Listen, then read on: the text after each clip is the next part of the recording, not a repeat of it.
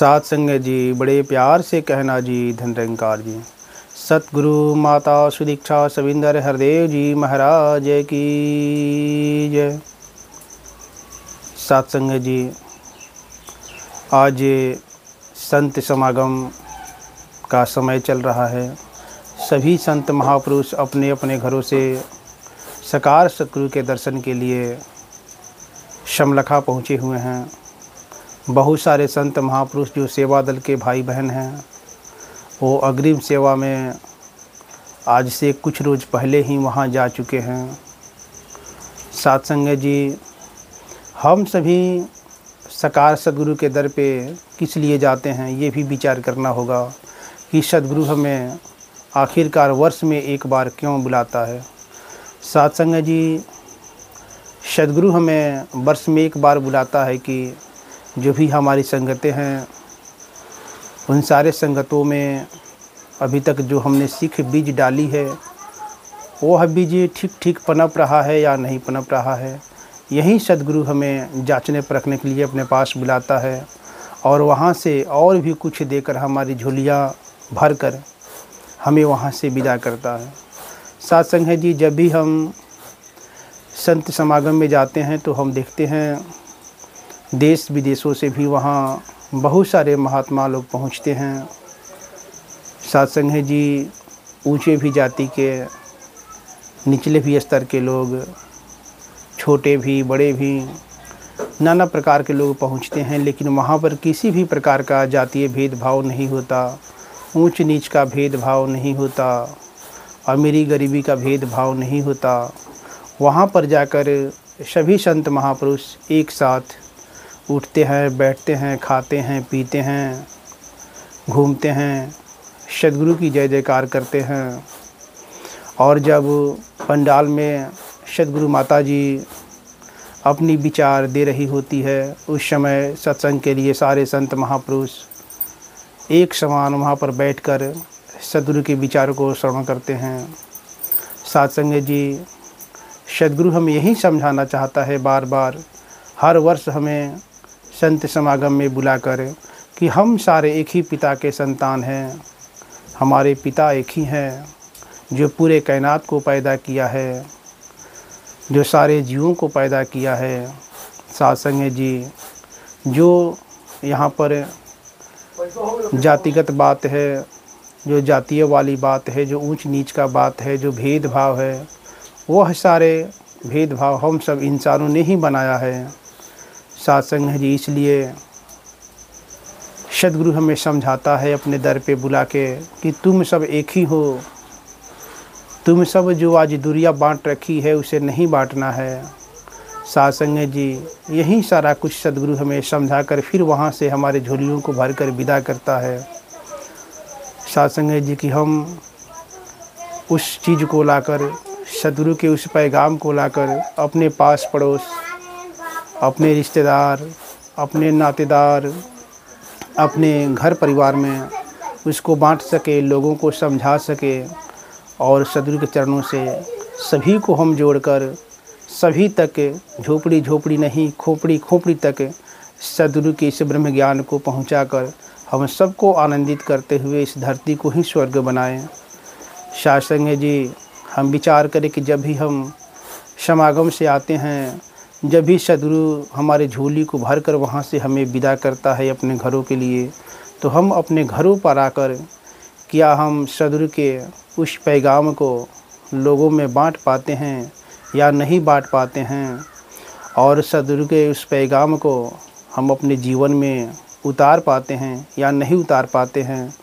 साथ संगत जी, इस पे भी हमको विचार करना होता है कि आखिरकार सद्गुरु जब हमें वहाँ पर बुलाया और अपनी पैगाम प्यार देकर हमें नवाजा, हमें वहाँ से घर के लिए विदा किया, तो हम आखिरकार सद्गुरु के उस पैगाम को लाकर अपने में उतारते हुए औरों में भी हम बांट रहे हैं या नहीं बांट रहे हैं।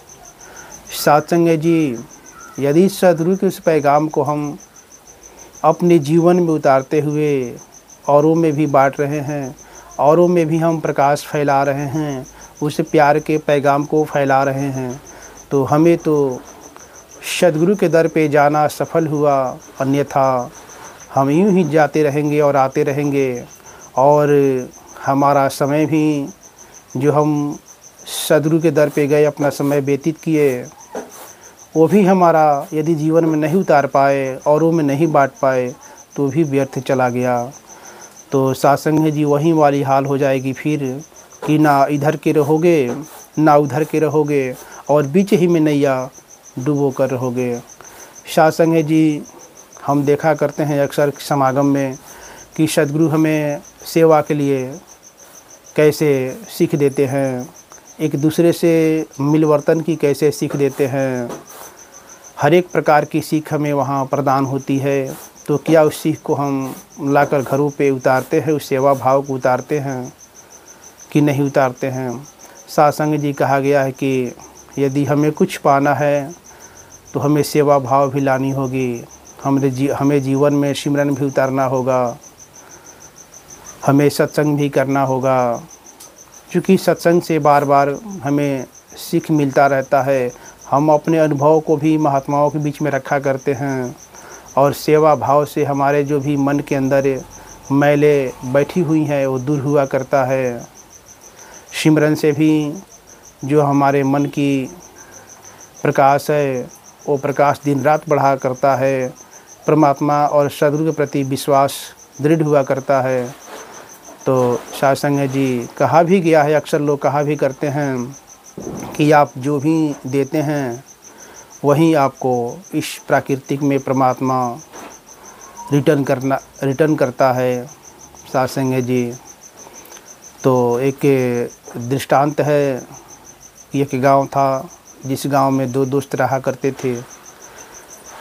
तो एक ने कहा कि हमें तो बद्रीनाथ जाना है दर्शन करने के लिए, लेकिन उस गांव में महामारी कारण लोग बार बार बीमार हो रहे थे, अधिकांश लोग बीमार थे। तो एक दोस्त ने कहा कि देखो जी, हमें तो अभी लाचारों की सेवा करना है, अस्पताल तक पहुंचाना है, मैं नहीं जा सकता हूं। तो दूसरा दोस्त कहा ठीक है, जब तुम नहीं जाओगे तो मैं तो जाऊंगा। और उसका जो दूसरा दोस्त था वह बद्रीनाथ चला गया और जब वहाँ गया तो देखा कि उसका जो दोस्त है वह उससे पहले वहाँ से दर्शन करके निकल रहा है। सासंग जी तो वह भी दोस्त जब वहाँ से दर्शन करके घर वापस आया तो देखा कि अभी तो वह गांव में उसी तरह से सेवा ही कर रहा है। तो उसके मन में यह भाव जगा, वह अपने दोस्त से पूछ पड़ा कि तुम तो बद्रीनाथ गए थे? तो बोला कि नहीं, मैं तो यहीं पे भी सेवा कर रहा हूँ। तो बोला कि मैं तो तुझे वहीं पर देखा था। तो बोला कि नहीं, मैं तो गांव में सेवा कर रहा हूँ। तो सासंग जी कहने का भाव यहाँ है कि जो सेवा करता है उसकी हर एक काम परमात्मा पूर्ण करता है। सासंग जी इसलिए हमें बढ़ चढ़कर सेवा भाव भी लानी है और भक्ति घर से ही शुरू करनी है और सद्गुरु माता जी के आदेशों पर चलकर अपने जीवन को सुखमय बनाते हुए, अपने घर परिवार को सुखमय बनाते हुए हमें संसार को भी सुखमय बनाना है। तो सासंग जी दास और शब्दों को नहीं रखता हुआ अपने वाणी पर विराम देना चाहता है। सासंग जी बड़े प्यार से कहना जी, धन निरंकार जी।